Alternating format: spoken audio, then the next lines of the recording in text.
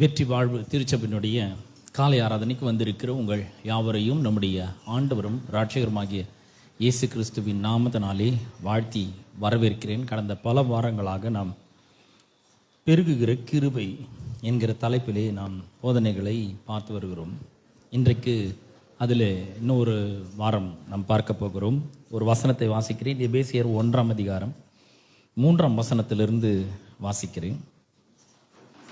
எபேசியர் 1ஆம் அதிகாரம் 3ஆம் வசனத்திலிருந்து வாசிக்கிறேன். நம்முடைய கர்த்தராகிய இயேசு கிறிஸ்துவின் பிதாவாகிய தேவனுக்கு ஸ்தோத்திரம். அவர் கிறிஸ்துவுக்குள் உன்னதங்களிலே ஆவிக்குரிய சகல ஆசீர்வாதத்தினாலும் நம்மை ஆசீர்வதித்திருக்கிறார்.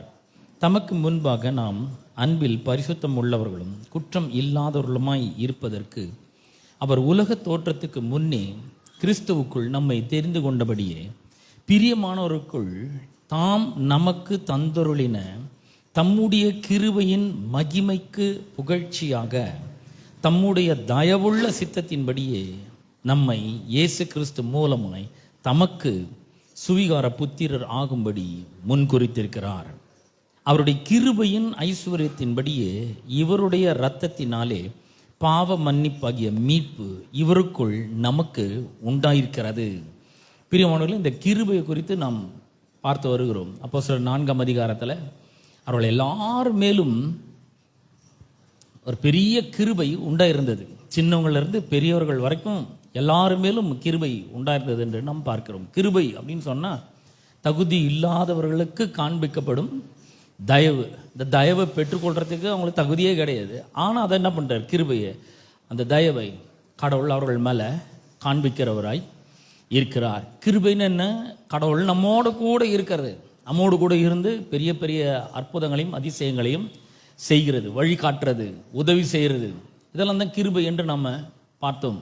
கிருபைன்னா ஒரு பெரிய அபிஷேகம் நம்ம மேலே, நமக்குள்ளே அந்த அபிஷேகம் தங்கி இருக்கிறது தான் கிருபை என்று நாம் பார்த்தோம்.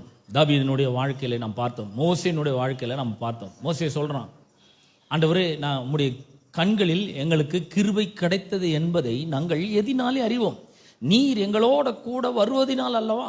பாருங்க, இந்த வாழ்க்கை பயணம்ன்றது ரொம்ப நீண்ட நெடிய பயணம். பாருங்க, பல வருஷங்கள் நம்ம இந்த உலகத்தில் வாழணும். இந்த உலகம் பொல்லாத உலகமாக இருக்கிறது.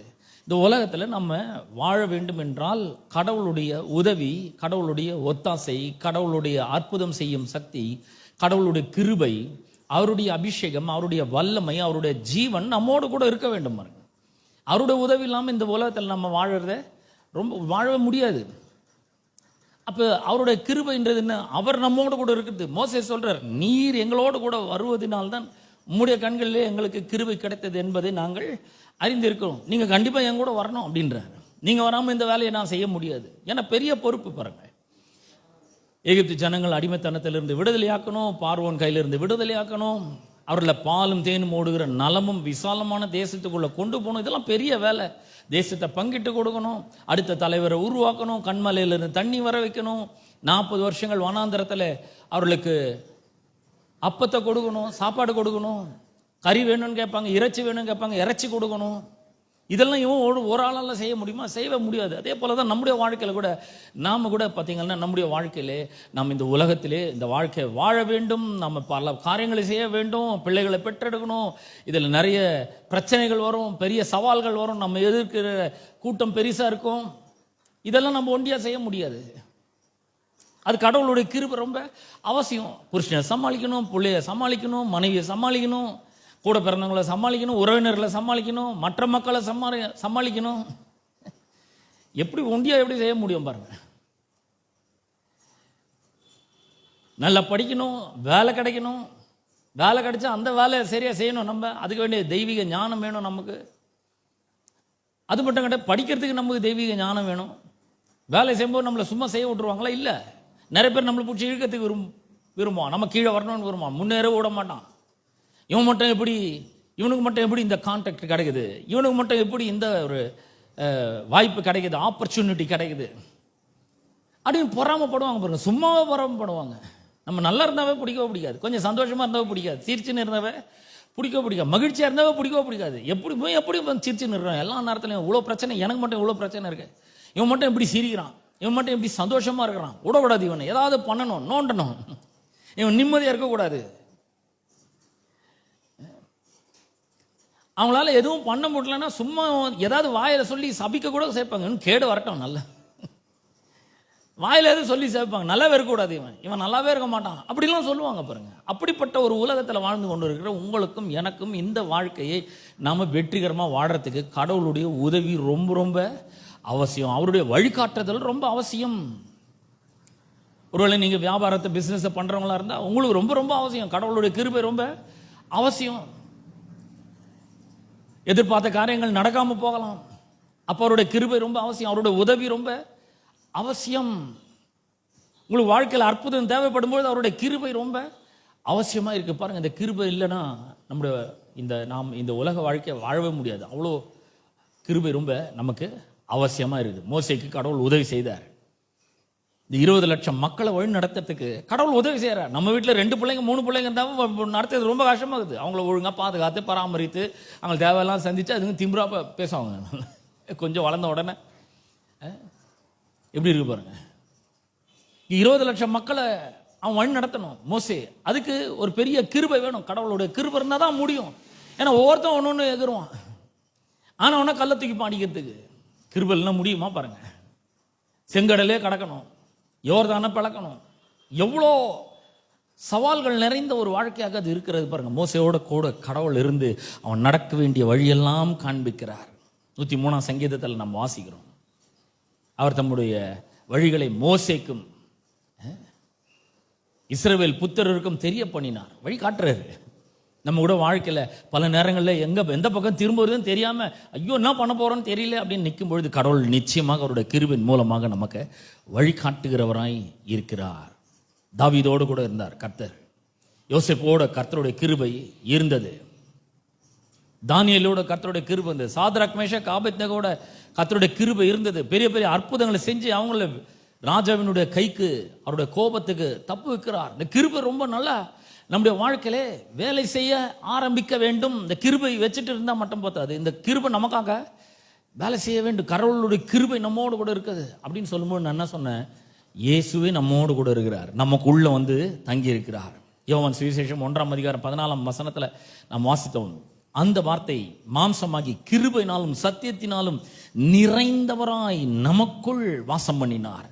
அவருக்குள்ள கிருபை இருந்தது, அவர் இப்போ நமக்குள்ள வந்துட்டாருன்னா இப்போ நமக்கு ஒரு விசுவாசம் ரொம்ப அவசியமா இருக்கு. என்னென்ன கிருபை எனக்குள்ள இருக்கு. அன்னைக்கு அப்போஸ்தலர் மேல இருந்த கிருபை இன்னைக்கு என் மேலேயும் இருக்கு, எனக்குள்ள இருக்கு. அப்படின்னு என்ன அர்த்தம்? கிருபைனா கடவுளுடைய உதவி. யாக்கோபு எபிரேயர் நிருபம் 4ஆம் அதிகாரம் 16ஆம் வசனத்தில் நாம் வாசிக்கும்பொழுது, ஆதலால் நாம் இரக்கத்தை பெறவும், கிருபை என்ன பண்ணுகிறது? தேவனுடைய இரக்கத்தை நமக்கு பெற்று தருகிறது.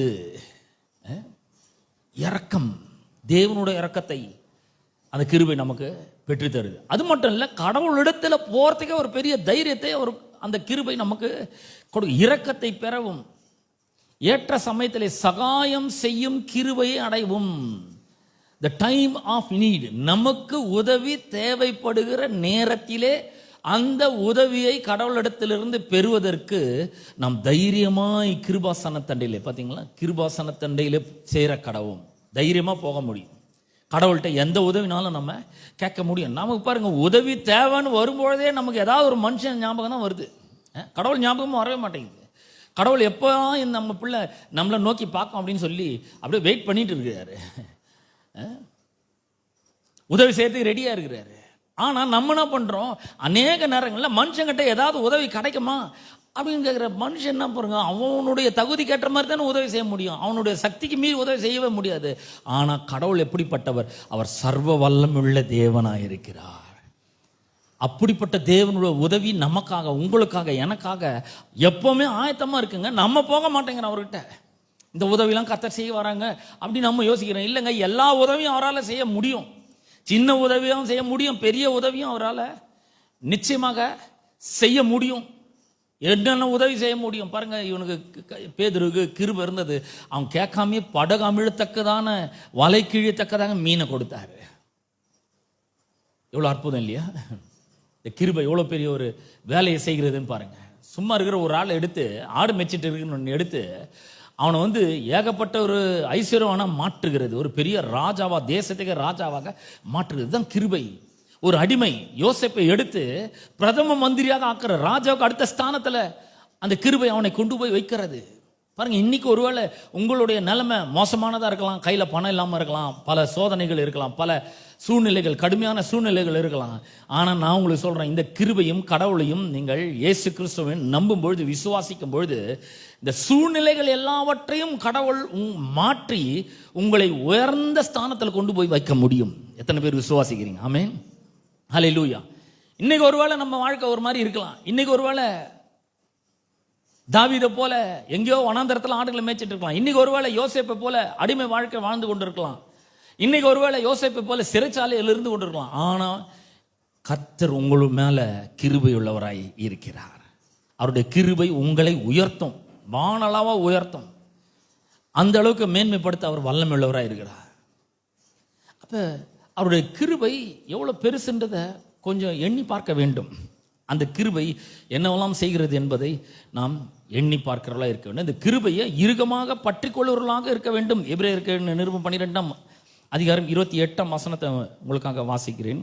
எபிரேயர் 12:28. ஆதலால் அசைவில்லாத ராஜ்யத்தை பெறுகிறவர்களாகிய நாம் பயத்தோடும் பக்தியோடும் தேவனுக்கு பிரியமாய் ஆராதனை செய்யும்படி கிருபையை கெட்டியா பிடிச்சு கொள்ள கடவோம். கிருபையை பற்றி கொள்ள கடவோம். பற்றி கொள்றதுன்னா கெட்டியா பிடிச்சுக்கிறது. ஆண்டவரே, உம்முடைய கிருபை என்னை பெரியவனாக்கட்டும், உம்முடைய காருண்யம் என்னை பெரியவனாக்கட்டும், உம்முடைய தயவு என் கூட இருக்கிறதுக்காக உமக்கு நன்றி செலுத்தின ஆண்டவரே. பாருங்க, இந்த கிருபையை எஸ்தர் அவங்க வந்து நல்லா பற்றி கொண்டாங்க. எஸ்தர் யார் தெரியல, நம்முடைய வேதாகமத்தில் மொர்தெக்காயினுடைய ரிலேட்டிவ் எஸ்தர். அவங்கெல்லாம் அடிமையா இருக்கிறாங்க. ஒரு தேசத்துல போய் அகாஸ்வேரு ஆண்டு கொண்டு இருக்கிற அந்த தேசத்துல அடிமையா இருக்கிறாங்க. பாருங்க, இப்ப இந்த எஸ்தரை உயர்த்தணும். ஆண்டவரை நம்புறாங்க, ஆண்டவரை விசுவாசிக்கிறாங்க, ஒழுங்கா சர்ச்சுக்கு போறாங்க, பைபிள் வாசிக்கிறாங்க, கடவுளுடைய கிருபை அவங்க மேல இருக்குது, அவர்கள் உடன்படிக்கை மனிதர்களாக இருக்கிறார்கள். இந்த எஸ்தரை ராஜ மேன்மைக்கு கொண்டு வர வேண்டும். சாதாரண பொண்ணுங்க, வீட்டு வேலை செஞ்சுட்டு வந்து ராஜாவுடைய ஆட்கள் பிடிச்சின்னு போயிடுறாங்க. இந்த எஸ்தரை மேல கொண்டு வரதுக்காக கடவுள் சில காரியங்கள் எல்லாம் செய்கிறார், சில சூழ்நிலைகளை உருவாக்குகிறார். 127 நாடுகள்ல இருக்கிற எல்லா மனிதர்களையும் அழைக்கிறாரு. இந்த அகாஸ்வேரு ராஜா எல்லாருக்கும் ஒரு பெரிய விருந்து பண்றாரு. விருந்து பண்ணி அதுல வந்து எல்லாம் குடிச்சு முடிச்ச பிறகு அந்த ராஜா வந்து என்ன பண்றாருன்னா, என் ராணி எவ்வளவு அழகா இருக்கிறான்னு எல்லாருக்கும் காமிக்கணும் அப்படின்னு சொல்லிட்டு வஸ்தியை வர சொல்றாரு. பாருங்க, அந்த அம்மா முடியாதுன்றாங்க. முடியாதுன்னு இந்த ராஜா என்ன பண்றாரு, எல்லா ஆலோசகர்கள் எல்லாம் கூப்பிட்டு என்ன பண்ணும், இந்த மாதிரி பண்ணா என்ன பண்றது அப்படின்னு சொன்னா, ஆலோசகர் சொல்றாங்க, இந்த மாதிரி ஆளை வந்து இப்போ வரமாட்டேன்னு ராஜாவினுடைய கட்டளைக்கே கீழ்ப்படியலைன்னா இதை கேள்விப்பட்ட எல்லா ஊர் மக்களும், தேசத்தில் இருக்கிற எல்லா பெண்களும் புருஷனுக்கு கீழ்ப்படிய மாட்டாங்க. அதனால அந்த ராஜ மேன்மையிலிருந்து இந்த வஸ்தியை தள்ளி வேற ஒரு நல்ல பொண்ணு என்ன பண்ணணும், கொண்டு வந்து ராஜ மேன்மை கொடுக்கணும். இதெல்லாம் எப்படி நடக்குதுன்னா, ஆண்டவர் இதெல்லாம் பண்ணுகிறார். ஏன்னா இப்போ எஸ்தர் மேல கொண்டு வரணும். ஏன்னா எஸ்தர் மூலமா இங்க இந்த யூத ஜனங்களுக்கு ஒரு பெரிய விடுதலை வேண்டும் பாருங்க. அதனால இந்த எஸ்தரை கொண்டு வரதுக்காக, மேல கொண்டு வரதுக்காக கர்த்தர் இப்படிப்பட்ட காரியங்கள் எல்லாம் செய்கிறார். அப்படிலாம் செஞ்சு எஸ்தருக்கு ஒரு பெரிய ராஜ மேன்மை கிடையாது. யாரு? அடிமை மனுஷி அவள். ரூத் எடுத்துக்கொள்ளுங்க. ரூத் சாப்டர் நீங்க போய் இந்த புக்கை படிச்சு பாருங்க. 4 அதிகாரமா ரூத். ரூத் மோவாபிய ஸ்திரீ, உடன்படிக்கையின் மனுஷி கூட கிடையாது.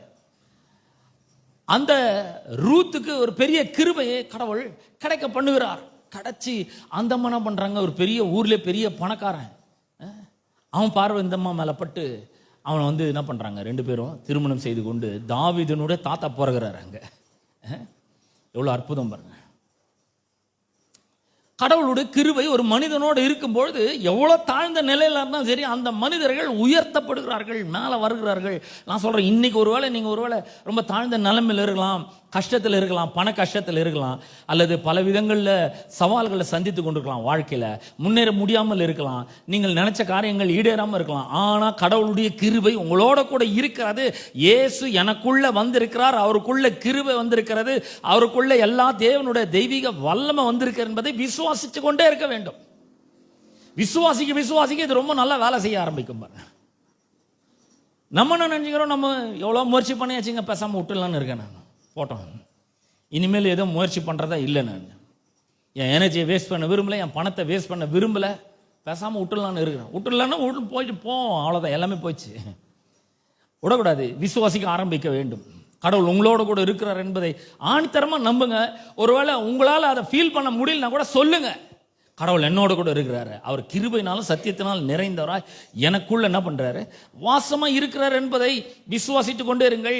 இப்ப நம்ம வாசித்த வேத பகுதி சொல்லுவோம், எபேசியர் 1ஆம் அதிகாரத்துல நான் வாசலியா, நம்முடைய கர்த்தராகிய இயேசு கிறிஸ்துவின் பிதாவாகிய தேவனுக்கு ஸ்தோத்திரம். நல்லா கவனிங்க, இயேசு கிறிஸ்துக்கு ஒரு பிதா இருந்தார். அந்த பிதா தான் அவர் என்ன பண்றாரு, இந்த உலகத்துக்கு அனுப்புறாரு.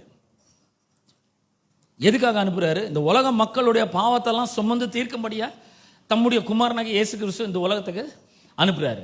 அனுப்பும்போது எப்படி அனுப்புறாருன்னா, எல்லாவற்றையும் கொடுத்து அனுப்புறார். எல்லாமே அவர் கிடைக்குது, ஒரு குறையும் கிடையவே கிடையாது. அந்த மாதிரி அனுப்புறாரு. அந்த இயேசு கிறிஸ்து இந்த உலகத்துல வந்து வாழ்ந்து பாவ பரிகாரத்தெல்லாம் செஞ்சு முடிச்சு தம்முடைய ரத்தத்தின் மூலம் ஒரு பெரிய மீட்பு உண்டு பண்ணி அவர் பரலோகத்துக்கு ஏறி போய் இப்ப பவுலுக்கு ஒரு பெரிய வெளிப்பாடுகளை கொடுத்து பவுல் மூலமா இப்ப என்ன பண்றாரு, பரிசுத்த ஆவியானவர் நம்மோடு கூட பேசுறாரு. என்ன பேசுறாருன்னா, நம்முடைய பிதாவாகிய நம்முடைய கர்த்தராகிய இயேசு கிறிஸ்துவின் பிதாவாகிய தேவனுக்கு ஸ்தோத்திரம். அவர் அப்போஸ்தலனாகிய பவுலுக்கு மட்டும் இல்ல, இயேசு கிறிஸ்துக்கு மட்டும் கிடையாது, உங்களுக்கும் எனக்கும் கூட அவரை வந்து தகப்பன் தான்.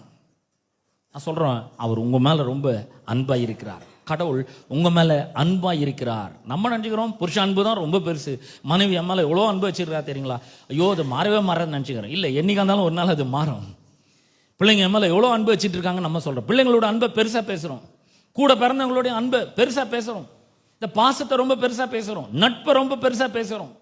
ஓ, என்னோட நண்பனுக்கு எவ்வளோ பெரிய ஒரு அன்பு தெரியுமா எங்களுக்கு, என் மேல எனக்காக எதை வேண்டுமானாலும் செய்வான். ஆனால் நான் சொல்றேன், எல்லா அன்பும் ஒரு நாள் தேஞ்சு போயிடும்.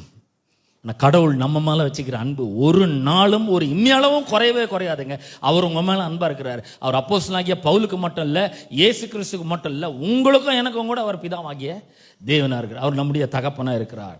அவருக்கு ஸ்தோத்திரம். அவர் கிறிஸ்துக்குள் உன்னதங்களில் ஆவிக்குரிய சகல இது ஆசீர்வாதத்தினாலும் நம்மை ஏற்கனவே என்ன பண்ணியிருக்கிறாரு, ஆசீர்வதித்திருக்கிறார். இவர் சொல்றாரு, கொஞ்சம் கொஞ்சமா ஆசீர்வதிக்கிறாரா? இல்லைங்க. ஆசீர்வதிக்க போகிறாரா? இல்ல, ஆசீர்வதித்து இருக்கிறார். இந்த ஆசீர்வாதம் ஏற்கனவே நம்ம மேல இருக்கு. நம்ம காலையில எழுந்த உடனே நம்ம நினைக்கிறோம், ஐயோ இன்னைக்கு என்ன பண்ண போறோன்னே தெரியலையே, இஎம்ஐ கட்டணும் ஒரு பக்கம், ஃபீஸ் இன்னொரு பக்கம் கட்டணும், என்ன பண்ண போறேன்னு தெரியல, பிசினஸ்ல பண தேவை இருக்கு, என்ன பண்ண போறேன்னு தெரியல, நம்ம யோசிக்கிறோம். காலையில் எழுந்திருக்கும் போதே நம்ம எண்ணம் அந்த மாதிரி போகுது. ஆனா நான் சொல்றேன், காலையில் எழுந்திருக்கும் போதே நான் ஆசீர்வதிக்கப்பட்டவன், கடவுளுடைய கிருபை என்னோட கூட இருக்கிறது, அவருடைய தயவு என் மேல இருக்கிறது, அவர் எனக்குள்ள இருக்கிறார், எல்லா ஆசீர்வாதத்தையும் எனக்கு அவர் தந்திருக்கிறார், நான் ஏற்கனவே ஆசீர்வதிக்கப்பட்டவன். நல்லா கவனிங்க. மரியாள்கிட்ட தேவதூதன் வருகிறான். லூக்கா 1ஆம் அதிகாரம் 28ஆம் வசனத்துல மரியாள்கிட்ட தேவதூதன் வந்து அவளை பார்த்து சொல்றான், மரியாளே பயப்படாதே, நீ தேவனிடத்தில் கிருபை பெற்றாய். சொன்ன உடனே அடுத்த வசனமே சொல்லுது, நீ ஸ்திரீகளுக்குள் ஆசீர்வதிக்கப்பட்டவள். கிருபை தான் என்ன பண்ணுகிறது, ஆசீர்வாதத்தை நமக்கு கொண்டு வருகிறதா இருக்கிறது. பாருங்க, இந்த கிருபையின் மூலமாக கடவுள் நம்ம ஏற்கனவே என்ன பண்ணியிருக்கிறாரு, ஆசீர்வதித்திருக்கிறார். அதுக்கப்புறம் சொல்லப்பட்டிருக்கிறது, தமக்கு முன்பாக நாம் அன்பில் பரிசுத்தம் உள்ளவர்களும் குற்றம் இல்லாதவர்களுமா இருப்பதற்கு அவர் உலக தோற்றத்துக்கு முன்னே கிறிஸ்துக்குள் நம்மை தெரிந்து கொண்டார். அவர் என்ன பண்ணாரு, சூஸ் பண்ணிட்டார். எப்போ? உலக தோற்றத்துக்கு முன்னாடியே. அதாவது நம்ம என்ன நினைக்கிறோம், ஏதாவது நம்ம பண்ணாதான் கத்தருக்காக நான் என்ன பண்ணிக்கிறேன், அவர் என்ன ஆசீர்வதிக்கிறதுக்கு அப்படி யோசிக்கிறோம். இல்லைங்க, நீங்க எதுவும் பண்றதுக்கு முன்னாடியே, நீங்க பிறக்கிறதுக்கு முன்னாடியே, இந்த உலகம்லாம் தோன்றதுக்கு முன்னாடியே அவர் உங்களை என்ன பண்ணிக்கிறாரு, சூஸ் பண்ணிட்டாரு. அவர் உங்களை தெரிந்து கொண்டார். என்னத்துக்கு தெரிந்து கொண்டிருக்கிறார் பாருங்க, பிரியமானவருக்குள் தாம்னா அவர் நமக்கு தந்தருளின தம்முடைய கிருபையின் மகிமைக்கு புகழ்ச்சியாக. இந்த கிருபையை காண்பிக்கணும் அவருக்கு. இந்த கிருபை எவ்வளவு பெருசு, இந்த கிருபை எவ்வளவு மகிமையானது, இது எவ்வளவு மேன்மையானது என்பதை காண்பிக்கிறதுக்காகவே நம்மள என்ன பண்ணியிருக்கிறார், அவர் கிறிஸ்துவுக்குள் தெரிந்து கொண்டிருக்கிறார். கொஞ்சம் நல்லா யோசித்து பாருங்க, ஏன் தெரிஞ்சு கொண்டாரு? அவருக்கு நம்ம மேல அவ்வளோ பெரிய ஒரு அன்பு, அவருக்கு நம்ம மேல அவ்வளோ பெரிய ஒரு ஆசை, நம்ம மேல அவ்வளோ பெரிய ஒரு விருப்பம். அதனால என்ன பண்றாரு, அவர் நம்மளை தெரிஞ்சு கொண்டார். நாங்களும் உட்காந்து பல நேரங்களில் யோசிச்சிருக்கேன், கடவுள் ஏன் வந்து என்ன தெரிஞ்சு கொண்டாரு? இந்த கேள்விக்கு என்னால் விடையே கண்டுபிடிக்க முடியல. ஏன்னா அவர் என் மேலே ரொம்ப அன்பா இருக்கிறார், அவ்வளோதான். ஏன் அன்பா இருக்கிறாரு? ஏன் என்ன ரொம்ப பிடிக்குது தெரியாது, காரணமே இல்லை. அது பேர் தான் கிருபை. இன்னைக்கெல்லாம் உட்காந்து நீங்கள் யோசிச்சிங்கன்னா கூட நம்மளோட நல்ல ஆட்கள் எவ்வளோ பேர் இருக்காங்க. நம்மளோட அழகா, நம்மளோட கலரா, நம்மளோட நல்லா ட்ரெஸ் பண்ணுறவங்க, தங்களை நல்லா ப்ரெசென்ட் பண்ணக்கூடிய நிறைய பேர் இருக்காங்க. ஆனால் கடவுள் நம்மளை தெரிந்து கொண்டு இருக்கிறார், உங்களை என்னை தெரிந்து கொண்டு இருக்கிறார். எதுக்கு? அவருடைய கிருபையின் மகிமைக்கு புகழ்ச்சியாக. அப்படின்னா அவருடைய கிருபையை இந்த உலகத்துக்கு நம்ம மூலமா காண்பிக்கணும். அவருடைய அன்பை நம்ம மூலமா இந்த உலகத்துக்கு காண்பிக்கணும். அவருடைய வல்லமையை நம்ம மூலமா இந்த உலகத்துக்கு காண்பிக்கணும். அவர் எவ்வளவு நல்லவர் என்பதை இந்த உலகத்துக்கு நம்ம மூலமா காண்பிக்கணும். நம்மளை ஆசீர்வதிச்சு ஒன்றும் இல்லாத நம்மளை எடுத்து, அடிமைத்தனத்தில் வாழ்ந்து கொண்டிருந்த நம்மளை எடுத்து, அவருடைய ரத்தத்தினால நம்மளை நல்லா கழுவி சுத்தமாக்கி, நம்மளை பரிசுத்தப்படுத்தி, அசுத்தமா இருந்த நம்மளை பரிசுத்தப்படுத்தி, ஒன்னும் இல்லாத இருந்த நம்மளை எல்லாம் இருக்கிறவர்களா மாற்றி, அவரே நமக்குள்ள வந்து வாசம் பண்ணி எல்லா ஆசீர்வாதத்தையும் நன்மையை நமக்குள்ள வச்சு, நம்ம மூலமா இந்த உலகத்துக்கு அவர் எவ்வளவு நல்லவர்ன்றதை காண்பிக்கிறதுக்காக அவர் எல்லாத்தையும் என்ன பண்றாரு? அந்த மாதிரி பண்றாரு. அவருடைய கிருபையின் மகிமைக்கு புகழ்ச்சியாக தம்முடைய தயவுள்ள சித்தத்தின்படியே நம்மை இயேசு கிறிஸ்து மூலமாக தமக்கு சுவிகார புத்திரராக ஆகும்படி முன்குறித்திருக்கிறார். அவர் ஒரு புள்ளி வச்சிட்டார், நம்ம மேல ஒரு கண்ணை வச்சிட்டாரு. இவன் எனக்கு வேணும், இவங்க எனக்கு வேணும் அப்படின்னு சொல்லி நம்ம மேல ஒரு கண்ணை வச்சுக்கிறாரு. என்னைக்கு? நம்ம ஆண்டவருக்காக கொடுத்த போதா? இல்லை. நம்ம ஆண்டவருக்காக ஏதாவது அர்ப்பணிச்ச போதா? இல்லை. நம்ம ஆண்டவருக்காக சர்ச்சுக்கு வந்த போதா? இல்லை. நம்ம ஆண்டவருடைய வார்த்தையை வாசித்ததுனாலே இல்லை. எதுவுமே பண்ணாதுக்கு முன்னாடி அவர் என்ன பண்றார்? நம்மளை அவர் தெரிந்து கொண்டு இருக்கிறார். கிறிஸ்து இயேசுக்குள்ள என்ன பண்ணிட்டாரு? முன்குறிச்சு இருக்கிறார். எவ்வளவு பெரிய ஒரு பாக்கியம் பாருங்க. நம்ம சொல்றோம், ஐயோ நான் ரொம்ப ஒரு பாவிங்க, மகா பாவி, நான் ரொம்ப மோசமானவன், மற்றவங்களுக்கு தெரியாது. ஆனால் நமக்கு உள்ளவே நம்ம பிசாசு என்ன பண்றான்? நீ ஒரு மாபாவி, நீலாம் வந்து கடவுளுடைய பிள்ளைன்னு சொல்றியா? உனக்கு கடவுளுடைய பிள்ளைன்னு சொல்றதுக்கு என்ன தகுதி இருக்கு? நீ அவருக்கு என்ன நியாயமா நடந்து கொண்டு இருக்கிற? அவர் உனக்கு இவ்வளோ ஆசீர்வாதத்தை கொடுத்துக்கிறாரு, நன்மையை கொடுத்துக்கிறாரு, உன் கையில் ஒரு குடும்பத்தை கொடுத்துக்கிறாரு, உன் கையில் நல்ல வேலையை கொடுத்துக்கிறாரு, வருமானத்தை கொடுத்துக்கிறாரு, நல்ல பிள்ளைகளை கொடுத்துருக்கிறாரு, அதுக்கு நல்ல படிப்பை கொடுத்துக்கிறாரு. நீ என்ன நல்லவனா நடந்துனுக்கிற கடவுளுக்கு முன்னாடி நீ பாவியா இருக்கிற. அப்படி சொல்றான் பாருங்க பிசாசு. நம்மளும் என்ன பண்றோம்? நம்பிடுறோம். நம்பி வந்து வர்ஷிப் பண்ணும் போதெல்லாம் பாடுறோம், ஐயோ நான் பாவியாகி இருக்கிறேன் ஐயா. திருவிருந்தில் கூட நம்ம பாட ஆரம்பிச்சோம், வா பாவி வா.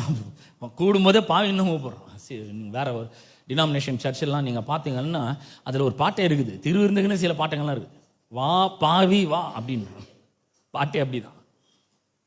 பிசாசு இந்த பொய்யை சொல்லி சொல்லி நம்ப வைக்கிறான். உன் மேலெல்லாம் கடவுள் அன்பா இருக்கிறாரா அப்படின்னு நம்மளை கேட்குறான் பாருங்க. இங்கே வந்து எப்படி அவருக்கு சுவிகார புத்திரராகும்படி முன்குறித்தார்னு சொன்னா, அவருடைய தயவுள்ள சித்தத்தின்படி நம்மளை அவர் முன்குறிச்சிருக்கிறார். ஏன்னா ஏராளமான அன்பு நம்ம மேல அவர் அதை காண்பிக்கணும். ஆகவே என்ன பண்றாரு? கிருபையை காண்பிக்கிறார், தயவை காண்பிக்கிறாரு, அவருடைய சித்தத்தை காண்பிக்கிறாரு. மறுபடியும் 7ஆம் வசனம் பாருங்க. 7ஆம் வசனத்துல அவருடைய கிருபையின் ஐஸ்வர்யத்தின்படியே. 5ஆம் வசனம் சொல்லுது கிருபையின் மகிமைக்கு புகழ்ச்சியாக. 2ஆம் வசனம் பாருங்க. 2ஆம் வசனம், நம்முடைய பிதாவாகிய தேவனாலும் கர்த்தராகிய இயேசு கிறிஸ்துவினாலும் உங்களுக்கு கிருபையும் சமாதானமும் உண்டாவதாக. அது ஏற்கனவே உங்கள்கிட்ட இருக்குது. யார் மூலமா? பிதாவாகிய தேவன் மூலமாக, கர்த்தராகிய இயேசு கிறிஸ்து மூலமா உங்களுக்கு கிருபை உண்டாகுது, சமாதானம் உண்டாயிருக்குது. ஆத்திரம் 33 நம்ம வாசித்தோம் பார்த்தீங்களா? நான் உனக்கு இளைப்பாறுதல் தருவேன், சமாதானம் தருவேன், என் கண்ணில் உனக்கு கிருபை கிடைச்சது.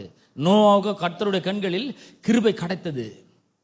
கிருபைன்னு ஒரு பெரிய சமாதானம். ஊரே ஒரே பிரச்சனையில் இருக்கு, வெள்ளம் நோவா காலத்தில்.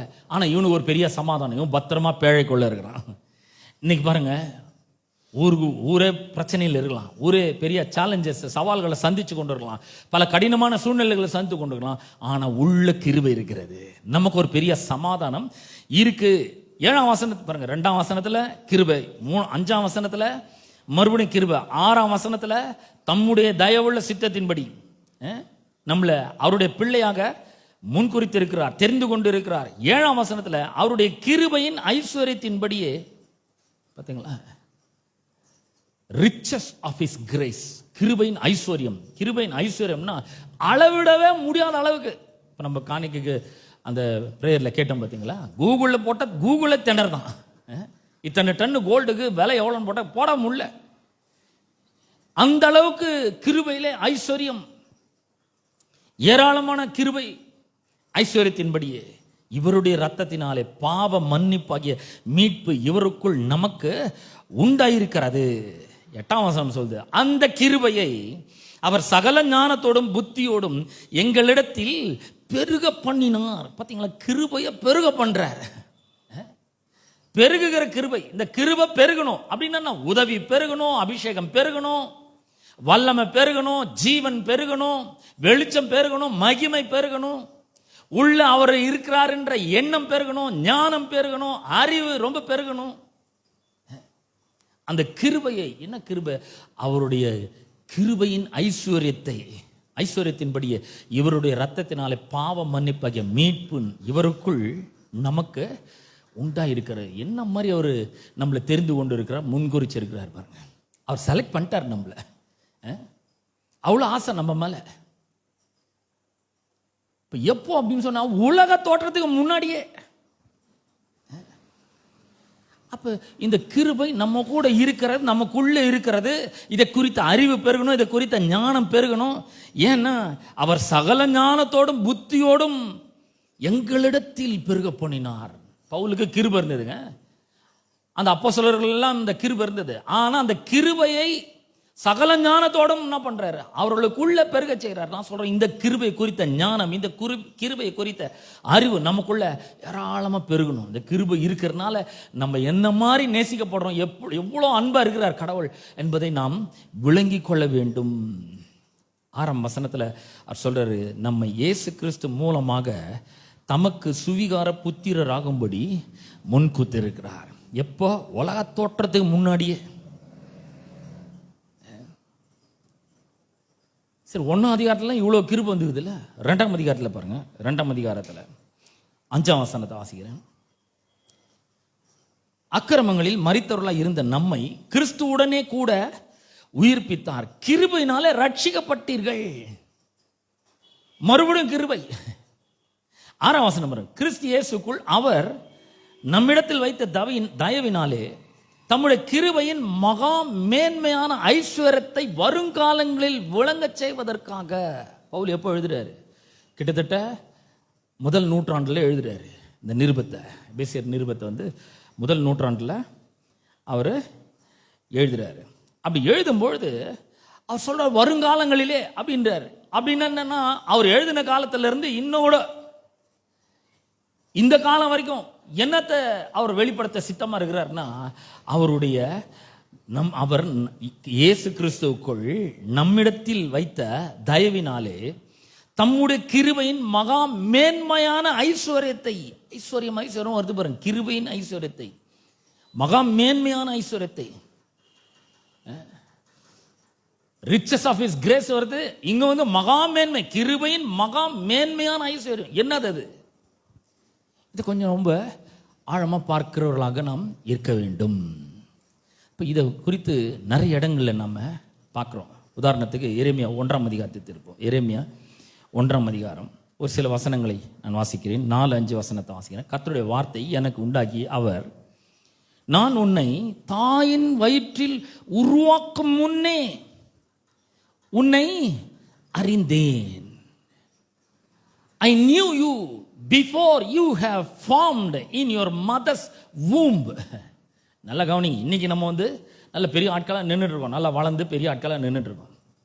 இன்னைக்கு நம்மளை எல்லாருக்குமே தெரியும். எல்லாருக்குமே தெரியும்னு சொல்லும்போது ஓரளவு தெரியும். நிறைய உள்ள நிறைய தெரியாத பகுதியெல்லாம் நிறைய இருக்கு, ஒவ்வொருத்தருக்குள்ள இருக்கு. ஆனா இங்க இவர் சொல்றாரு, எப்போ நான் உன்னை அறிந்தேன், உன்னை எனக்கு தெரியும் அப்படின்றாரு. எப்ப தெரியும்?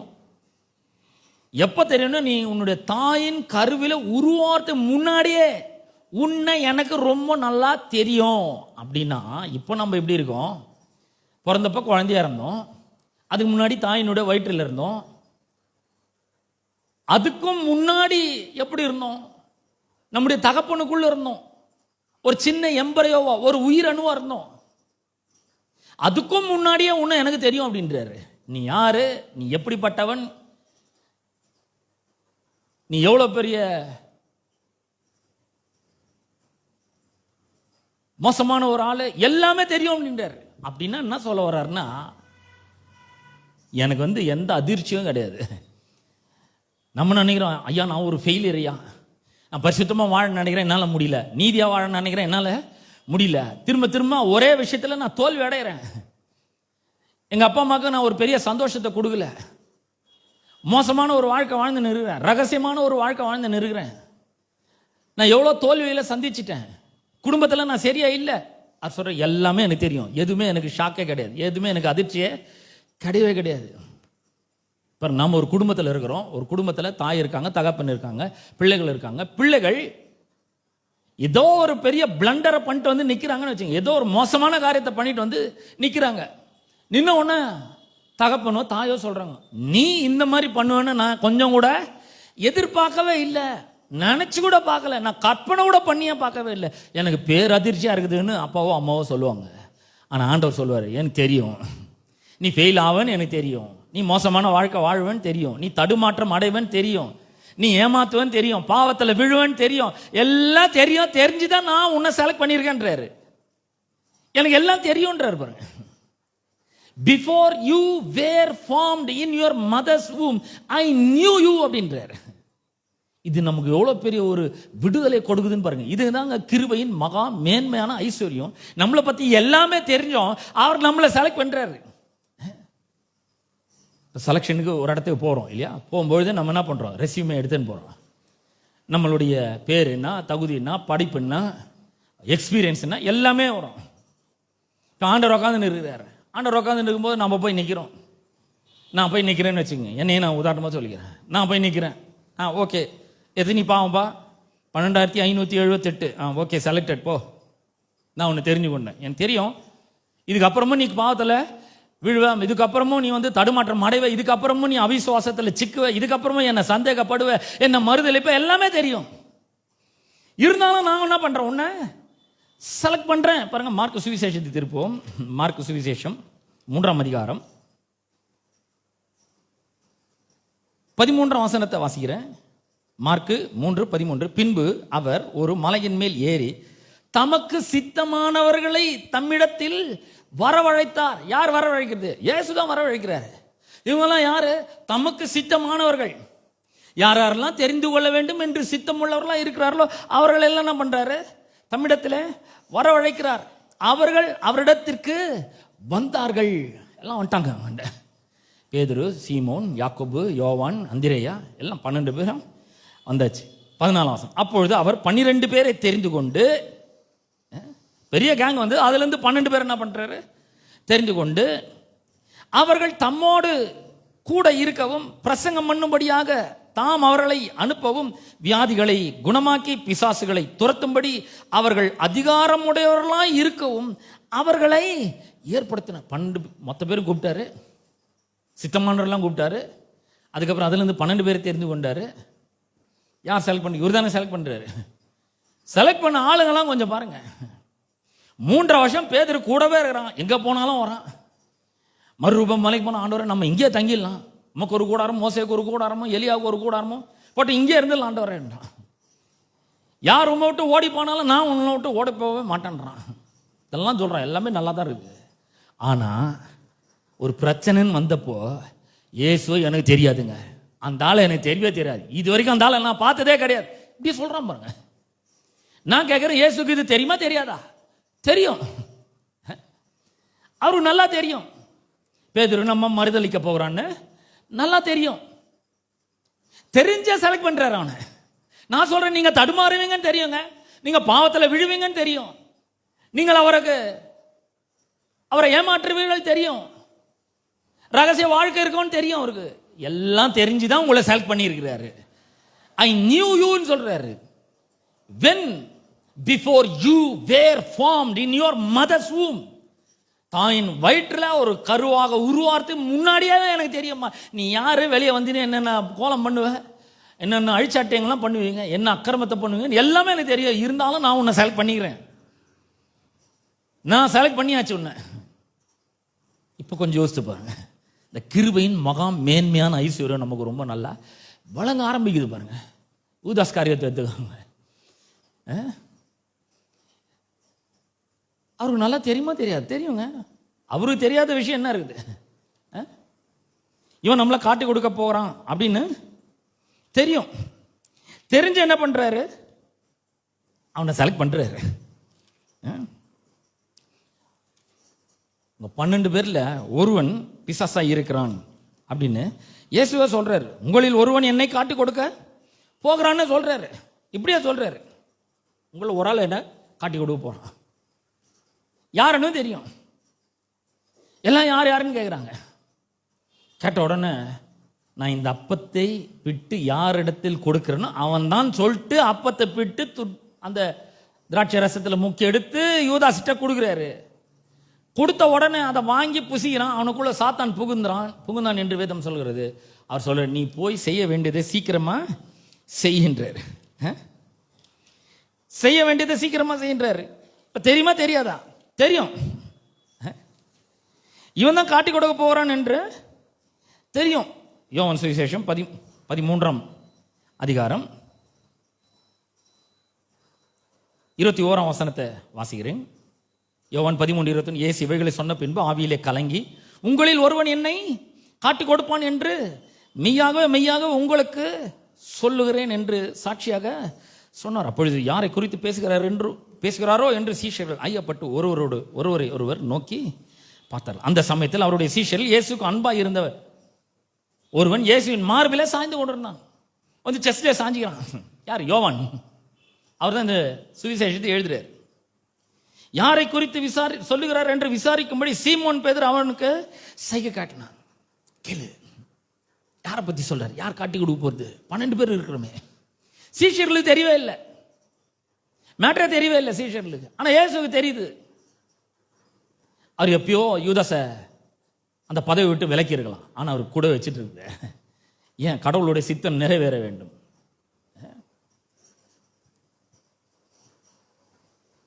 25ஆம் வசனம். அப்பொழுது அவன் இயேசுவின் மார்பிலே சாய்ந்து கொண்டு, ஆண்டவரை, அவன் யார் என்றான். இயேசு பிரதியுத்தரமாக, நான் இந்த துணிக்கையை தோய்த்து எவனுக்கு கொடுப்பேனோ அவன் தான் என்று சொல்லி துணிக்கையை தோய்த்து எதுல? திராட்சை ரசத்துல முக்கிய எடுத்து சீமோன் குமாரன் ஆகிய யூதாஸ் காரியோத்துக்கு கொடுத்தார். கண்டுபிடிச்சிருக்கலாம்ல, ஆனா முடியல, யாருக்குமே தெரியல. அந்த துணிக்கையை அவன் வாங்கின பின்பு சாத்தான் அவனுக்குள் புகுந்தான். அப்பொழுது இயேசு அவனை நோக்கி, நீ செய்கிறதை சீக்கிரமாய் செய்யினா. என்னடா, நம்ம தலைவருக்கே தெரிஞ்சிச்சே, இனிமேல் இதை செய்யலாமா? அவர்கிட்ட காலில் விழுந்து மன்னிப்பு கேட்டிருக்கலாம்ல. இல்ல. 28ஆம் வசனம். அவர் இப்படி அவனுடனே சொன்னதின் கருத்தை பந்தியில் இருந்தவர்களில் ஒருவனும் அறியவில்லை. வேற என்னமோ சொல்லியிருப்பாருன்னு நினைக்கிறாங்க. 30ஆம் வசனம் சொல்லு, அந்த துணிக்கையை அவன் வாங்கின உடனே புறப்பட்டு போனான். இது அவருக்கு தெரியாதாங்க? தெரியுங்க.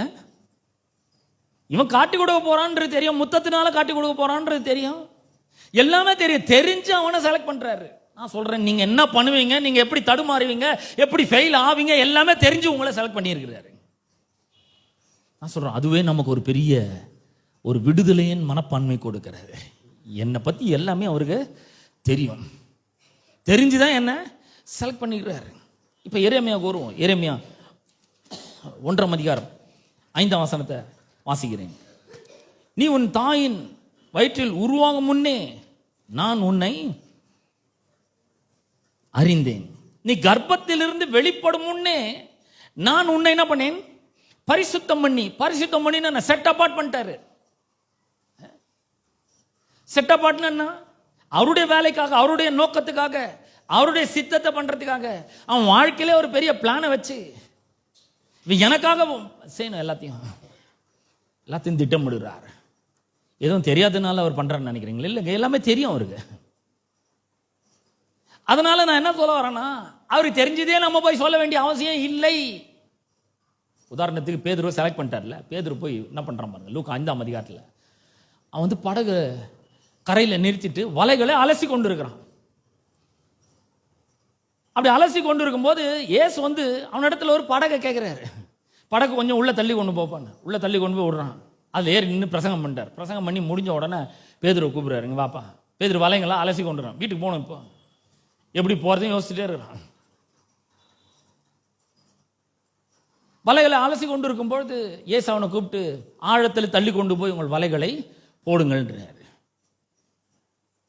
பேதுரு சொல்கிறார், ஆமாம் சார், இவ்வளோ நாள் நாங்கள் ராத்திரிலாம் பிரயாசப்பட்டோம், எல்லாம் வேலை செஞ்சோம், எந்தெந்த இடத்துல என்னென்ன மீன் இருக்குதுன்னு எல்லாமே தெரியும். எனக்கு 10 வருஷமாக எங்கள் அப்பா கூட இந்த ஃபிஷிங் கம்பெனியில் நான் வந்து கூட மாட ஒத்தாசையாக இருக்கேன், எனக்கு தெரியும். ராத்திரி முழுக்கம் போட்டேன் சார், எதுவுமே மாட்டல, ஒரு மீன் கூட மாட்டல, ஒரு நெத்திலி கூட இல்லை சார், வலையை அலசின்னு இருக்கேன் நான். ஆனால் இன்னைக்கு நீங்கள் சொன்னீங்க பார்த்தீங்களா, உங்கள் வார்த்தையின்படி நான் என்ன பண்ணுறேன், வலையை கொண்டு போய் போடுறேன் அப்படின்னு சொல்லி போய் போட்டான் பாருங்க. போட்ட உடனே திரளான மீன்கள் அகப்பட்டது. எவ்வளோ திரளான மீன்கள்னா, வலை கிழியத்தக்கதாக படகு அமிழத்தக்கதாக மீன்களை அவன் பிடிச்சான். அவனுக்கும் அவனோட கூட இருந்து எல்லாருக்கும் ஒரு பெரிய பிரமிப்பு உண்டாச்சு, பெரிய ஆச்சரியம். அப்பா ராத்திரெல்லாம் பிரயாசப்பட்டாங்க, ராத்திரெல்லாம் வலையப்பட்டோம், ஒன்றுமே பிடிக்க முடியல. ஆனால் இப்போ போன ஏகப்பட்ட மீன், ஒரு வார்த்தை சொன்னதுனால போய் போட்டேன், இவ்வளோ பெரிய மீன். 8ஆம் வசனத்தை வாசிக்கிறேன். சீமோன் பேதுரு அதை கண்டு இயேசுவின் பாதத்தில் விழுந்து, ஆண்டவரே, நான் பாவியான மனுஷன், என்னை விட்டு போக வேண்டும் என்றான். இது எப்படி இருக்குது பாருங்க. எல்லாம் தெரிஞ்சுதாங்க அவர் உங்களை அழைச்சிருக்கிறாரு. நீ மறுதளிப்பேன் தெரியும், இதுக்கப்புறம் வந்து வேற மாதிரி பேசுவேன் தெரியும், ஃபோக்கஸை ஷிஃப்ட் பண்ணுவேன் தெரியும், கடல் மேலே நடக்கும்போது எல்லாம் தெரிஞ்சுதான் நான் உன்னை கூப்பிட்டுருக்கிறேன். ஆனால் இவன் சொல்கிறான், நான் பாவியான மனுஷன், என்னை விட்டு போயிடுங்க, என்னை விட்டு தயவுசெய்து போயிடுங்க அப்படின்றாங்க. நம்ம கூட நிறைய நேரங்களில் நம்ம அப்படி தான் பண்ணுறோம். நான் பாவியா, என்ன மாதிரி ஒரு ஆளை நீங்கள் செலக்டே பண்ணியிருக்க கூடாது, நீங்கள் பெரிய தப்பு பண்ணிட்டீங்க, தப்பான அட்ரஸுக்கு வந்திருக்கீங்க, என்ன போய் செலக்ட் பண்ணிக்கிறீங்க, நான் பாவியான மனுஷன், என்னால் எதுவும் செய்ய முடியாது, நீங்கள் நினைக்கிற ஆள் நான் கிடையாது, தயவுசெய்து போயிடுங்க, என்னால் இந்த ஊழியத்தை கண்டினியூ பண்ண முடியாது, என்னால் இந்த வாழ்க்கையை கண்டினியூ பண்ண முடியாது, என்னால் இந்த பிஸ்னஸை கண்டினியூ பண்ண முடியாது, என்னால் இந்த குடும்பத்தை கண்டினியூ பண்ண முடியாது, என்னால் இந்த ஆளோட வாழ்க்கை நடத்த முடியாது, என்னால் இந்த அம்மாவோட வாழ்க்கையை நடத்த முடியாது, இந்த பிள்ளைங்களை வச்சு என்னால் மாரடிக்க முடியாது. ஆனால் அந்த மாதிரி ஒரு திறமை தாளந்தெல்லாம் எதுவுமே இல்லை, என்னை விட்டு போயிடுங்க, நான் பாவியான மனுஷன், போயிடுங்கன்றான். நிறைய நேரத்தில் நாம கூட இயேசுவை விட்டு விலகி ஓடிக்கொண்டு இருக்கிறோங்க. அவருக்கு தெரியும்னு நான் சொல்றேன். நீங்க எப்படிப்பட்ட ஆள்ன்றது அவருக்கு தெரிஞ்சுதான் உங்களை செலக்ட் பண்ணிக்கிறார். இப்ப என்ன பண்ணும், ஆண்டவரே முடிய கிருபையின் மகா மேன்மையான ஐஸ்வர்யத்தை என் மூலமா விளங்க பண்ணுங்க ஆண்டவரே. என் மூலமா நீர் எவ்வளவு நல்லவர்னு தெரியட்டும், என் மூலமா நீர் எவ்வளவு வல்லவர்னு தெரியட்டும், என் மூலமா உடைய கிருபை இந்த உலகத்துக்கு தெரியட்டும், என் மூலமாக உம்முடைய மகிமை வெளிப்படட்டும், என் மூலமாக உம்முடைய ஜீவன் வெளிப்படட்டும், உம்முடைய ஆசீர்வாதம் வெளிப்படட்டும். எல்லாமே முக்தி. சமாரிய ஸ்ரீ, யோவான் சுவிசேஷம் 4ஆம் அதிகாரத்தில் சமாரிய ஸ்ரீ வராங்க. அந்த அம்மாட்ட தண்ணி கேட்குறாரு. இவர் தெரியாதா அந்த அம்மாவை பற்றி? எல்லாமே தெரியுங்க. அந்த அம்மா வாயை திறந்து எதுவுமே சொல்ல வேண்டியதே கிடையாது. இந்த அம்மாவை பற்றி எல்லாமே தெரியும். தெரிஞ்சுதான் கூப்பிடுறாரு, தண்ணி கேட்குறாரு தெரிஞ்சு. அந்த அம்மா ரொம்ப ஸ்பிரிச்சுவலாக காண்பிக்க ஆரம்பிக்கிறாங்க. ஏங்க நீங்கள் வந்து யூதர், நான் வந்து சமாரிய ஸ்திரியா இருக்க, என்கிட்ட வந்து நீங்கள் தண்ணி கேட்கலாமா? இவர் சொல்றாரு, உன்கிட்ட தண்ணி கேட்குறது யாருன்னு தெரிஞ்சா நீ அவர்கிட்ட கேட்டிருப்ப, அவர் உனக்கு ஜீவ தண்ணீரை கொடுத்துருப்பாரு. இது நாங்கள் புதுசாகுது, ஜீவ தண்ணி இது வரைக்கும் நான் கேட்கவே இல்லையே. நீ குடிக்கிற தண்ணீர் வந்து இது குடிச்சா தாக எடுக்கும், ஆனால் நான் குடிக்கிற தண்ணீரை குடிக்கிறவனுக்கு ஒரு காலம் தாகம் உண்டாகிறாது அப்படின்றார். ஐயோ, இவ்வளோ நாள் மிஸ் பண்ணிட்டேங்க, தயவுசெய்து அந்த தண்ணி எனக்கு கொடுங்க. நானும் வேகாத வெயில டெய்லி வந்து தவளை எடுத்துன்னு கிணத்துலேருந்து சேர்ந்து நிற்கிறேன், இந்த தண்ணி எனக்கு கொடுங்க அப்படின்றாங்க அந்த அம்மா. ஒன்று அவர் சொல்றாரு, நீ போய் புருஷனை கூட்டணுவா. அங்கதான் ட்விஸ்டே இருக்குது. அந்த அம்மா சொல்றாங்க, எனக்கு புருஷன் இல்லை. நம்ம கூட நிறைய நேரங்களில் கடவுள்கிட்டயே போய் அவருக்கு நம்மளை பற்றி எல்லாம் தெரியும், தெரிஞ்சுனே போய் ரொம்ப அப்படியே சும்மா ரொம்ப யோகியர் மாதிரி உத்தவர் மாதிரி போய் நிற்கிறது. ஆதாமியாவெல்லாம் பண்ணாங்க பாருங்க. நான் சாப்பிடலங்க, என் மனைவி தான் எனக்கு கொடுத்தா. நான் இல்லைங்க, சர்பம் தான் வஞ்சித்தது. இந்த குடும்ப சண்டை காரணம் நான் இல்லாண்டவரே என் மனைவி தான், நான் இல்லாண்டவரே என் புருஷன் தான், நான் இல்லாண்டவரே என் பிள்ளைகள் தான், நான் இல்லாண்டவரே என் பெற்றோர் தான். இப்படி நம்ம சொல்லிருக்கிறோம். அவருக்கு எல்லாமே தெரியும். இந்த உலகத்தில் இருக்கிற எல்லார்கிட்ட இருந்து நீங்க மறைக்கலாம், ஆனா அவருக்கு தெரியும். தெரிஞ்சுதான் அன்பு கூறுகிறார். தெரிந்து உங்களிடத்துல ரொம்ப அன்பா இருக்கிறாருங்க. எல்லாமே தெரியும், ஆனாலும் அவர் என்ன பண்றாரு, உங்க மேல அன்பா இருக்கிறார். இந்த அன்பை நாம் புரிந்து கொள்ளுவர்களாக இருக்க வேண்டும். ஓரளவுக்காவது புரிஞ்சுக்க முயற்சி பண்ணணும். அந்த அம்மா சொல்றாங்க, எனக்கு புருஷனே கிடையாது. ஆமாங்க, கரெக்டாக சொன்னேன். அம்மா நீ கரெக்டாக சொன்ன. 5 பேர் உங்க புருஷன் இருந்தாங்க, ஆனால் இப்போ இருக்கிறவங்க புருஷன் கிடையாது. எப்படி இருந்திருக்கும் கொஞ்சம் யோசிச்சு பாருங்க. அந்த அம்மா போய் அந்த ஊர் முழுக்க சுவிசேஷத்தை அறிவிக்கிறார்கள். யாரு? இந்த மாதிரி ஒரு வாழ்க்கையில் இருந்தவங்கள தான் ஆண்டவர் தெரிந்து கொள்கிறார். நான் சொல்றேன், நீங்க எப்படிப்பட்ட ஒரு ஆளா இருந்தாலும் சரி, கர்த்தர் உங்களை தெரிந்து கொண்டிருக்கிறார். He knew you before you were formed in your mother's womb. இந்த எண்ணம் உங்களுக்குள்ள ஆழமா பதியட்டும்.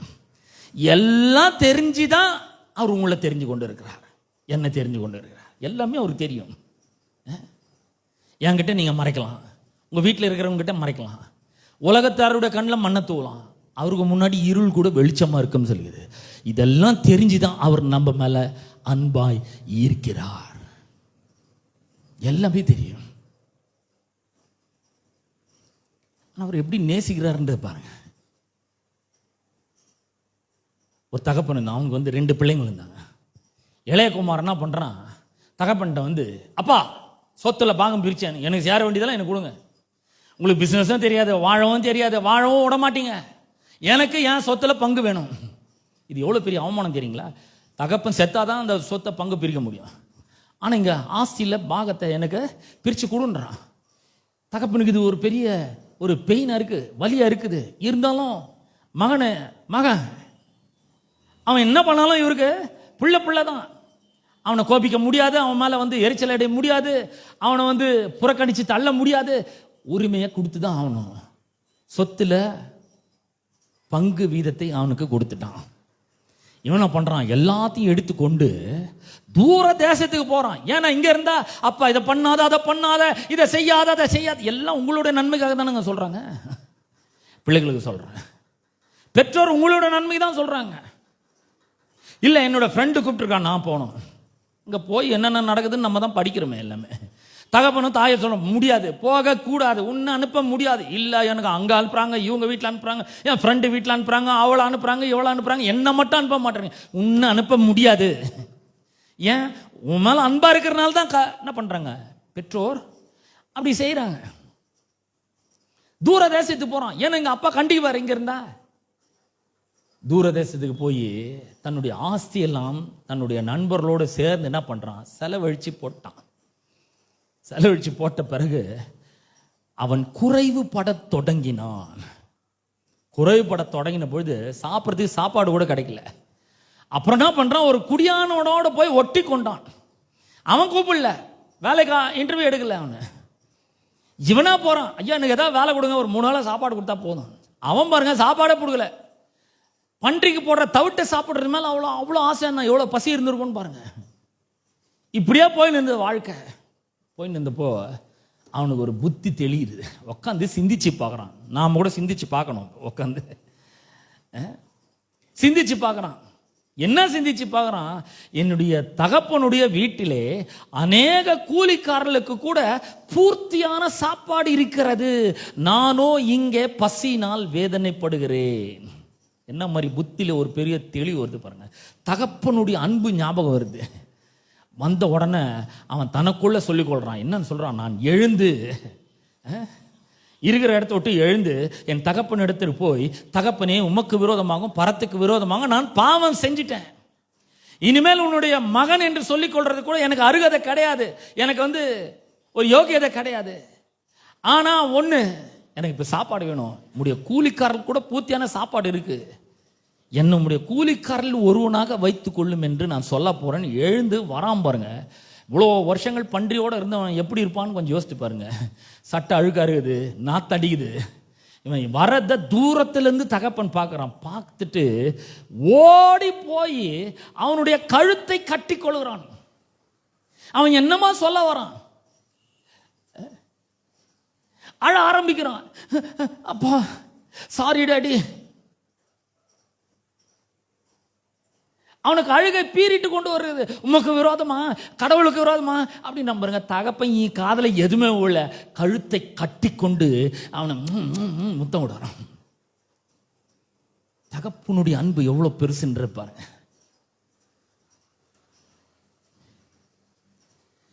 எல்லாம் கட்டி பிடிச்சி முத்தெல்லாம் கொடுத்து முடிஞ்ச பிறகு அவன் சொல்கிறான், நான் சாரி டாடி, உமக்கு விரோதமாக பாவம். டேய் யாரங்க வா, முதல்ல இவனை கொண்டு போய் குளிக்க வை, இவனுக்கு நல்ல ட்ரெஸ்ஸை போடு, கையில் மோந்திரத்தை போடு, காலில் செருப்பு போடு, நல்ல கொழுத்த கன்றுக்குட்டி பார்த்து உடனே அடித்து விருந்து பண்ணு.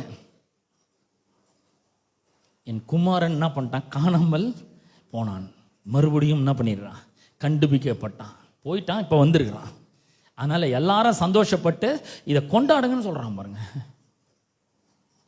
இது மாதிரி தான் கடவுள் முதல்ல நம்மளுக்குள்ள அளவு கடந்த ஐஸ்வர்யத்தையும் அவருடைய ஆசீர்வாதத்தையும் அவருடைய நன்மையும் அவருடைய பரிபூரணத்தையும் கடவுளுடைய குணாதிசயங்களையும் அவருடைய பண்புகளையும் உள்ள வச்சு நம்மளை அவரை போலவே உண்டாக்குனாரு.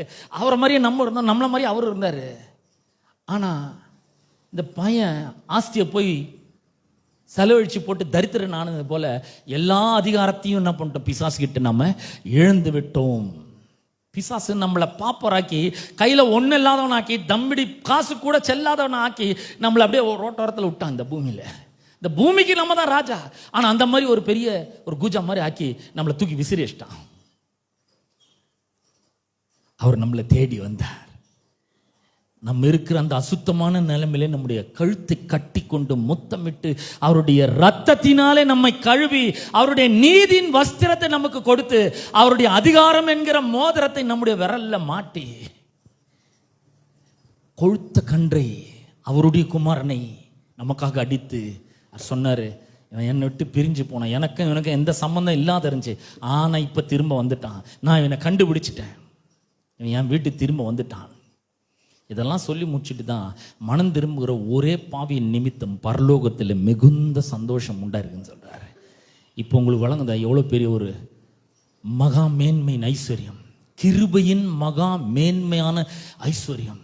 நான் சொல்கிறேன், நீங்கள் பிறக்கத்துக்கு முன்னாடியே உங்கள் மேலே அன்பு வச்சு உங்களுக்காக எல்லாத்தையும் செஞ்சு ரெடி பண்ணி வச்சவர் இப்போ உங்கள் மேலே கோபமாக இருக்கிறாருன்னு நினைக்கிறீங்களா? இல்லைங்க, உங்கள் மேலே அன்பாக இருக்கிறாரு.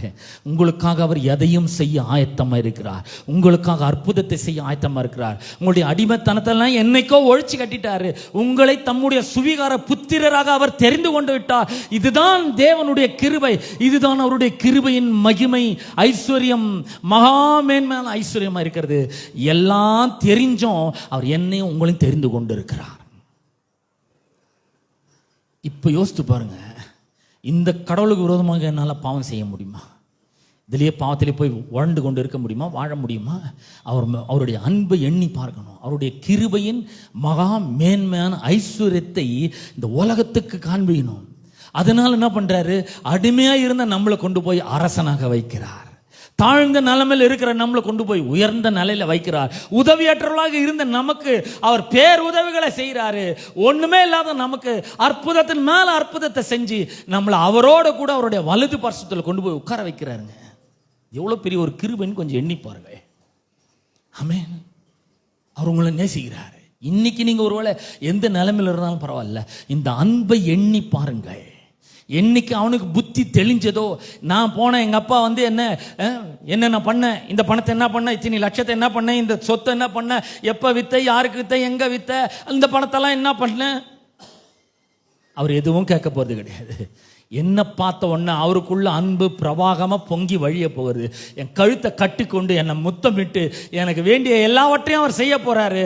எதுவுமே எந்த கிடையாது, ஏன்னா எல்லாத்தையும் வந்து அழிச்சாச்சு. இப்போ எல்லாம் அவருடையது. அவருடையதெல்லாம் யாருது? என்னுடையது. நான் சொல்கிறேன், அவர் உங்கள் மேலே அவ்வளோ அன்பாக இருக்கிறார். நம்ம தான் அவர் வந்து கோமா இருக்கிறார் நினச்சி, ஐயோ அப்பாவுக்கு தெரிஞ்சா திட்டுவாருன்னு நினச்சி நம்ம என்ன பண்ணுறோம், யோகியர்கள் மாதிரி ஒரு மாஸ்கை போட்டு வந்து அவருக்கு முன்னாடி நிற்கிறோம். இல்லைங்க, உங்களை பற்றி எல்லாமே அவருக்கு தெரியும், தெரிஞ்சுதான் செலக்ட் பண்ணிக்கிறார். இப்போ நம்ம என்ன பண்ணோம், நேராக வந்து அவர்கிட்ட ஓப்பன் ஆகணும். ஆண்டவரே, என்னை பற்றி எல்லாமே உங்களுக்கு தெரியும், நான் யாருன்னு உங்களுக்கு தெரியும், இருந்தாலும் என் மேலே அன்பாக இருக்கிறேன், இருந்தாலும் என் மேலே கிருபையை காண்பித்து இருக்கிறேன், என் மூலமாக உங்களுடைய மகிமையின் ஐஸ்வர்யத்தை இந்த உலகத்துக்கு காண்பிக்கணும்னு நான் அதுக்கு ரெடியாக இருக்கிறேன். என்னை அர்ப்பணிக்கிறேன் ஆண்டவரே, என்னை திறந்து கொடுக்குறேன், என்னை ஓப்பன் பண்ணுறேன். இதெல்லாத்தையும் நீர் கழுவி சுத்தமாக்கிட்டு இருந்து நான் விசுவாசிக்கிறேன். இனிமேல் சுத்தம் பண்ணுறதுக்கு ஒன்றும் இல்லை, நான் உம்மோடு கூட இணைஞ்சிக்கிறேன். செடியானது கொடியில் நிலைத்திருக்கும் பொழுது அது தானாய் கனி கொடுக்கிறது. நீ கொடுக்கணும் ஆண்டவரே, உமக்காக நான் வாழ ஆரம்பிக்கிறேன், என்னை நானே அர்ப்பணிக்கிறேன். நம்ம எல்லாரும் சேர்ந்து சொல்லுவோமா? நம்ம எல்லாரும் எழுந்து நிற்போம். எல்லாரும் எழுந்து நிற்போம். கடவுள் உங்களை அறிந்திருக்கிறார். நீங்க யாரு, நீங்க எப்படிப்பட்டவர்கள், எப்படிப்பட்ட ஒரு மனப்பான்மையில் இருக்கிறீர்கள், எல்லாமே அவருக்கு தெரியுங்க. இனிமேல் நடக்க போறது நமக்கு தெரியாது. ஒருவேளை நம்ம பெற்றோருக்கு ஆச்சரியமா இருக்கலாம், நம்முடைய நண்பர்களுக்கு ஆச்சரியமா இருக்கலாம், நம்முடைய உறவினர்களுக்கு ஆச்சரியமா இருக்கலாம், கூட பிறந்தவர்களுக்கு ஆச்சரியமா இருக்கலாம். கர்த்தருக்கு ஒரு நாளும் ஆச்சரியமே கிடையாது. ஏன்னா எல்லாமே தெரியும் அவருக்கு.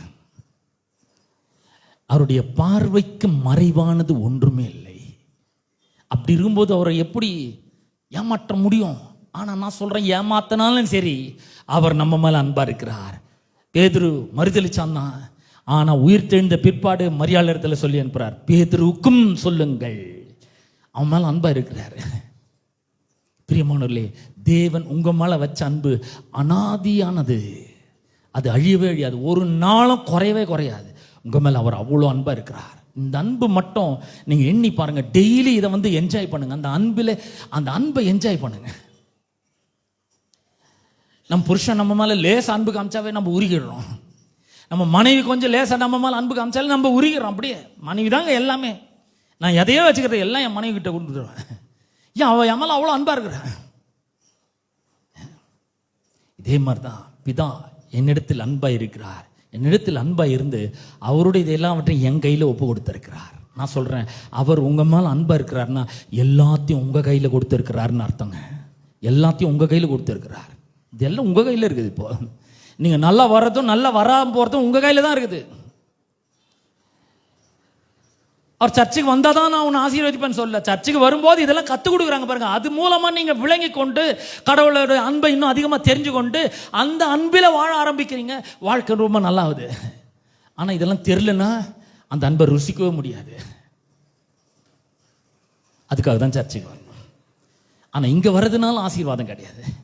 அவர் ஏற்கனவே ஆசீர்வச்சிருக்கிறார். நீங்க வந்தாலும் சரி வரலனாலும் சரி அவர் உங்களை ஆசீர்வச்சிருக்கிறார். அப்போனா ஏன் வரணும்? ஏன் வரணும்னா இங்க வந்தாதான் அவர் எவ்வளவு நல்லவர்னு தெரியும். அவருடைய கிருபையின் மகா மேன்மையான ஐஸ்வர்யம் என்னன்னு தெரியும். அவர் எவ்வளவு நம்ம மேல அன்பா இருக்கிறாருன்னு தெரியும். இதை நல்லா தியானிக்க முடியும். எண்ணி பாருங்க. ஒரு சின்ன பிரச்சனை வந்துச்சுன்னா அதுல நம்ம தோல்வி அடைஞ்சுன்னா பிசாசு வந்து நீ கடவுளுடைய பிள்ளை இல்லை அப்படின்னா ஏன் ஜெயிக்கல? அவர் உன் மேல அன்பா இல்லை, உன் மேல கோபமா இருக்கிறார். நீ அதை பண்ண இதை பண்ண சரியா பண்ணவே இல்லை. இப்படிலாம் வந்து அவன் நம்மளை ஏமாத்தி கொண்டு இருக்கிறான். இதெல்லாம் பிசாசனுடைய மிகப்பெரிய பொய்யா இருக்கிறது. அவர் உங்க மேல அன்பா இருந்து எல்லாத்தையும் உங்க கையில அவர் ஒப்பு கொடுத்திருக்கிறார். இதை விசுவாசிங்க. எல்லாம் என்கிட்ட இருக்குதுன்னு விசுவாசிங்க. அவரே எனக்குள்ள இருக்கிறாரு. என்னை விட்டு அவர் போகவே மாட்டாரு. ஒருவேளை நான் தப்பு செய்யலாம், ஆனா அவர் என்னை விட்டு விலகவே மாட்டார், என்னை கைவிடவே மாட்டேன்னு சொல்லி இருக்கிறார். அவர் எனக்குள்ளதான் இருக்கிறாரு. ஏன் இருக்கிறாருன்னா நம்மளை மறுபடியும் அன்பு கூர்ந்து திரும்ப அந்த ட்ராக்ல அனுப்புறதுக்கு அவர் வல்லமுள்ளவராக இருக்கிறார். ஆமென். அவருடைய அன்பை நாம் ருசித்து பார்ப்போமா? ஹல்லேலூயா. அவருடைய அன்பு மகா பெரியது, அற்புதமான அன்பு, வியக்கத்தக்க அன்பு, பேரின்ப நதி அது. அந்த அன்பை அறிந்து கொள்ள வேண்டும். பவுல் எழுதுறாரு, அந்த அறிவு கட்டாத அன்பை அறிந்து கொள்ள வல்லவர்களாகும்படி நாம் அவருடைய ஆவியினாலே உள்ளான மனுஷனிலே வல்லமையாய் பலப்பட வேண்டும் சொல்றார். விசுவாசத்தினாலே கிறிஸ்து நம்முடைய இருதயங்களில் வாசமாய் இருக்கவும்ன்றார். இந்த அன்பு புரிஞ்சுக்கவே முடியாத அன்பு. எல்லாம் தெரிஞ்சு எப்படிங்க? ஆமாங்க, அவருக்கு எல்லாம் தெரியும். தெரிஞ்சுதான் உங்களை செலக்ட் பண்ணிக்கிறார், தெரிஞ்சுதான் உங்களை முன்குறிச்சிருக்கிறார், தெரிஞ்சுதான் இந்த ஊழியத்தை செய்யும்படி அழைத்திருக்கிறார், தெரிஞ்சுதான் உங்களை ஒரு சபையிலே நிலை நிறுத்தி இருக்கிறார். அவருக்கு தெரியாத மாதிரி நம்ம போய் சொல்லி நிற்க வேண்டியதில்லை. எல்லாமே தெரியும். நம் கண்களை மூடி ஜெபிப்போமா? அன்பின் பிதாவே, நம்முடைய குமாரனாகிய இயேசு கிறிஸ்துவின் நாமத்திலே உம்மண்டை நாங்கள் வருகிறோம். இந்த அற்புதமான மன மகிழ்ச்சியின் ஓய்வு நாள் காலை வேளைக்காக உமக்கு நன்றி செலுத்துகிறோம். தேவாதி தேவன், கர்த்தாதி கர்த்தர், எங்க மேல நீர் வைத்த மாபெரும் அன்பை, கிருபையின் மகா மேன்மையான ஐஸ்வர்யத்தை ஆண்டவரை இன்றைக்கு நீர் எங்களுக்கு விளங்க பண்ணியிருக்கிறதுக்காக உமக்கு ஸ்தோத்திரம். உம்முடைய அன்பு மகா பெரியது ஆண்டவரை. எல்லாம் எங்களை பற்றி தெரிஞ்சோம், எங்களை செலக்ட் பண்ணிக்கிறீர், எங்களை முன்குறிச்சிருக்கிறீர் ஆண்டவரை. எங்களை இந்த ஊழியத்துக்கு அழைத்திருக்கிறீர், எங்களை எங்களுடைய குடும்பத்திலே நாட்டி இருக்கிறீர். எங்கள் மூலமாக உம்முடைய பிரசன்னம், உம்முடைய மகிமை, உம்முடைய வல்லமை, உம்முடைய ஜீவன் வெளிப்படட்டும் என்று நாங்கள் ஜெபிக்கிறோம் ஆண்டவரே. வருங்காலங்களிலே உம்முடைய கிருபையின் மகிமை என்னதென்று, ஐஸ்வர்யம் என்னதென்று வருங்காலங்களிலே எங்கள் மூலமாய் நீர் விளங்க செய்ய வேண்டும் என்று ஒரு பெரிய நோக்கத்தை வச்சிருக்கிறீர் ஆண்டவரே. ஆண்டவரே, இந்த அன்பை விளங்கிக் கொள்றோம் ஆண்டவரே. எங்களுடைய தவறுகள், எங்களுடைய பாவங்கள், எங்களுடைய ஆண்டவரே கஷ்டங்கள், இது மேல எங்களுடைய கண்களை எடுத்து உம்முடைய அன்பு மேல நாங்கள் வைக்கிறோம் ஆண்டவர். நீர் எங்கள் மேல பாராட்டுகிற அந்த அனாதி அன்பின் மேல நாங்கள் எங்களுடைய கண்களை வைக்கிறோம், நோக்கத்தை வைக்கிறோம். அந்த அன்பின் மேல நாங்கள் நோக்கத்தையும் கண்களை வைக்கும் பொழுது எங்களுடைய வாழ்க்கை ஆசீர்வதிக்கப்படுகிறதுக்காக உமக்கு நன்றி. எங்கள் வாழ்க்கை செழிக்கிறதுக்காக நன்றி. எங்கள் வாழ்க்கை பரிசுத்தமாகிறதுக்காக நன்றி. எங்கள் மூலமாக உம்முடைய நீதி வெளிப்படுகிறதுக்காக நன்றி. எங்கள் மூலமாக உம்முடைய நன்மை, ஆசீர்வாதங்கள், பரிபூர்ணங்கள் வெளிப்படுகிறதுக்காக உமக்கு நன்றி செலுத்துகிறோம் ஆண்டவரே. இந்த இருண்ட உலகத்திலே ஆண்டவரே நாங்கள் சுடர் விட்டு பிரகாசிக்கிற விளக்குகளைப் போல ஆண்டவரே பிரகாசிக்கும்படியாக ஆண்டவரே உம்முடைய மகிமை எங்கள் மேல ஷைன் ஆகட்டும் என்று நாங்கள் ஜெபிக்கிறோம் ஆண்டவரே. ஒவ்வொருவரையும் ஆண்டவரே மேலும் உம்முடைய மகிமை தங்கி இருக்கட்டும். தொடர்ந்து எங்களை ஆசீர்வதியும். துதிகான மகிமை எல்லாவற்றும் ஒருவருக்கே நாங்கள் செலுத்துகிறோம். இயேசுவின் நாமத்தில் ஜெபிக்கிறோம் பிதாவே, ஆமேன், ஆமேன். நம்முடைய கர்த்தராகிய இயேசு கிறிஸ்துவின் கிருபையும் பிதாவாகிய தேவனுடைய அன்பும் பரிசுத்த ஆவியானவருடைய ஐக்கியமும் பாதுகாவலும் வழிநடத்தலும் இன்றும் என்றும் சதா காலங்களிலும் நம் அனைவரோடும் என்றும் இருப்பதாக. கலந்து செல்வோம்.